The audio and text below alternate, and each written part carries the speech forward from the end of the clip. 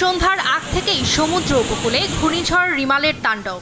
তীব্র বাতাসে গাছপালা উপড়ে যাওয়ার উপক্রম। সমুদ্র তীরে আছড়ে পড়ছে ঢেউ। চলে উপকূলবাসীদের নিরাপদ আশ্রয় নেয়ার শেষ চেষ্টা। সন্ধ্যার আগ থেকেই ঘূর্ণিঝড় রিমালের অগ্রভাগের দাপট শুরু হয় পটুয়াখালীতে। সমুদ্রে উঠতে থাকে কয়েক ফুট উচ্চতার জলোচ্ছ্বাস, বাড়ে বাতাসের তাণ্ডবও।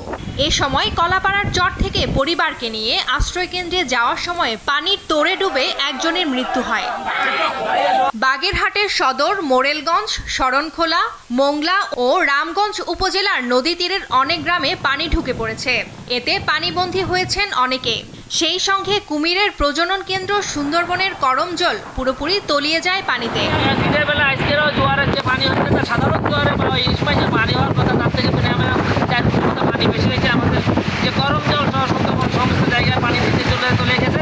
9 নম্বর মহাবিপদ সংকেতে থাকা কক্সবাজারে দিনভর হয় বৃষ্টি। উত্তাল হয়ে উঠেছে সমুদ্র। মহেশখালীর মাতারবাড়ি সহ বিভিন্ন নিম্নাঞ্চলে ঢুকে পড়ে পানি। বাতাসের গতিবেগও বেড়েছে কয়েক গুণ। প্রবল বাতাস বয়ে যাচ্ছে সাতক্ষীরার শ্যামানগর ও আশাশুনি উপকূলে। জোয়ারের পানি বেড়ে 4 থেকে 5 ফুট উচ্চতার ঢেউ আছড়ে পড়ছে তীরে।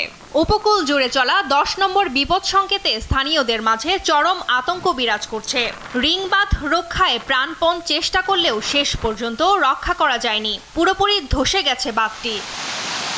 10 নম্বর মহাবিপদ সংকেতে থাকা ভোলায় বিকেলে সাগরের পানিতে তলিয়ে যায় 30টি গ্রাম।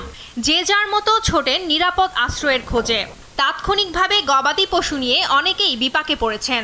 ভোলায় বাতাসের গতি বেড়েছে কয়েক গুণ, সাথে হচ্ছে ভারী বৃষ্টিপাতও। এদিকে ঘূর্ণিঝড়ের প্রভাবে চরম আতঙ্কে রয়েছে বরগুনার বিষখালী নদী পাড়ের মানুষ। বাড়িঘরে পানি উঠে যাওয়ায় দিনভর আশ্রয় কেন্দ্রের উদ্দেশ্যে ছোটেন তারা। জেলায় খুলে দেওয়া হয়েছে 673টি আশ্রয় কেন্দ্র। 10 নম্বর সংক্ষেপে কিছুক্ষণ আগে শুনছি, এখন আমরা সাইক্লো সেন্টারে যাওয়ার জন্য প্রস্তুত করছি। সন্ধ্যা নাগাদ ঝালকাঠিতে বাতাসের গতিবেগ বেড়েছে কয়েক গুণ।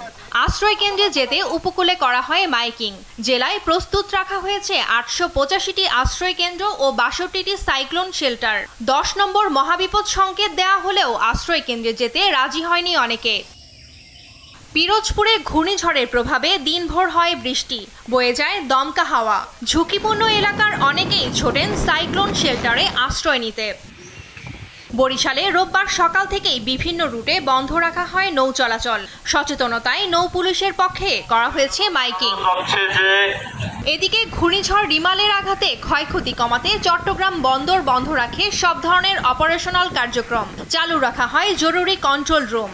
জেটি থেকে বহির্নোঙরে সরিয়ে নেওয়া হয়েছে সব জাহাজ। সেই সঙ্গে বন্দরের সব সরঞ্জাম নেওয়া হয়েছে নিরাপদ স্থানে। টুম্পা আফরোজ, নিউজ ডেস্ক, দেশ টিভি।